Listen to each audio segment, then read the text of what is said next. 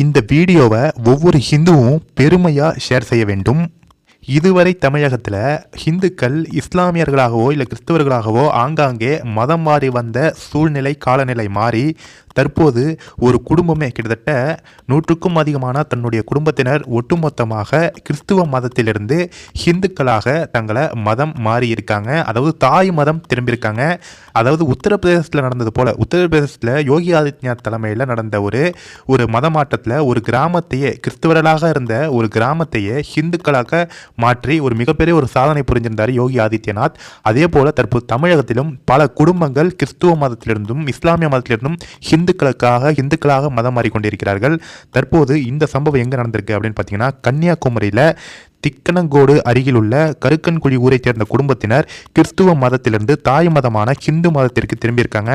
ஒட்டுமொத்த மிஷினரி குரூப்புகளுக்கும் தலையிட இடியா இறங்கிய செய்தி தான் இது. இந்த வீடியோவை பார்த்துட்டு வந்துருங்க. பகவான் என்ன சொல்றாருன்னா, என்ன நம்புனா உங்க வீட்டு வேலைக்காரனாக நான் இருக்கேன். உங்களுக்கு வேண்டிய எல்லா வகையிலும் உதவி செய்யக்கூடிய ஒரு நல்ல ஒரு வீட்டுக்காரனாக, வீட்டுக்கு உதவி செய்யக்கூடிய வேலைக்காரனாக நான் இருக்கேன். அரவினை யாவும் தொடர்ந்தவனாக எதையே சரணம் போவேன் நம்பு அப்படின்னு பகவான் சொல்றாரு.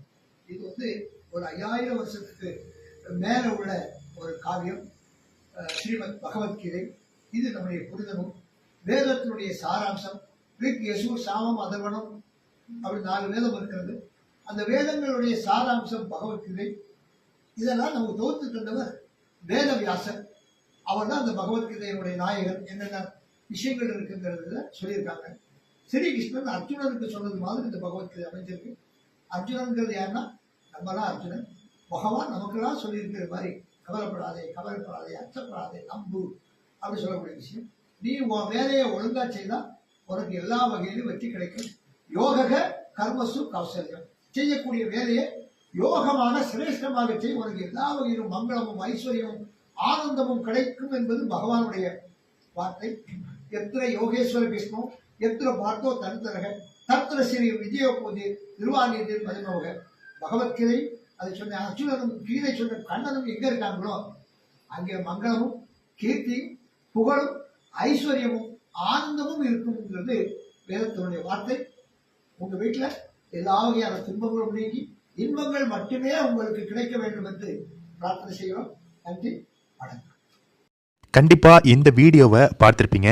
இது மாதிரி நம்மளுடைய ஹிந்து தர்மத்தையும் ஹிந்து புனிதத்தையும் அறிந்து அதனுடைய மகிமைகளை புரிந்து நம்ம மதத்தை விட்டு வேற்று மதத்திற்கு சென்ற நம்மளுடைய தொப்புள் கொடி உறவுகள் மீண்டும் தாய் மதம் திரும்ப வேண்டும் அப்படிங்கிறது தான் நம்மளுடைய ஆசையும். கண்டிப்பாக இந்த வீடியோவை எல்லாருக்குமே ஷேர் பண்ணுங்கள். நீங்கள் என்னதான் கோடியாக செலவு பண்ணி மிஷினரிகள் இல்லீகலாக நம்ம ஹிந்துக்களை மதம் மாற்றும் வேலையில் இறங்கினாலும் ஒன்றுமே எடுபடாது. ஹிந்து மதம் கிட்டத்தட்ட பல ஆயிரம் ஆண்டுகளாக பல மத மாற்றங்களை சந்தித்து பல அரசர்களை பல கிறிஸ்துவ ஆட்சியாளர்களையும் இஸ்லாமிய ஆட்சியாளர்களும் சந்தித்து இன்னமும் ஸ்ட்ராங்காக ஹிந்து மதம் இருக்குன்னா அது இந்த மதம், இந்த சனாதன தர்மம், இந்த நடைமுறை வாழ்க்கை, ஹிந்து தர்ம நடைமுறை வாழ்க்கை இருக்கிறதுனால தான் கண்டிப்பாக இந்த மதம் எந்த காலத்திலையும் அழியாது.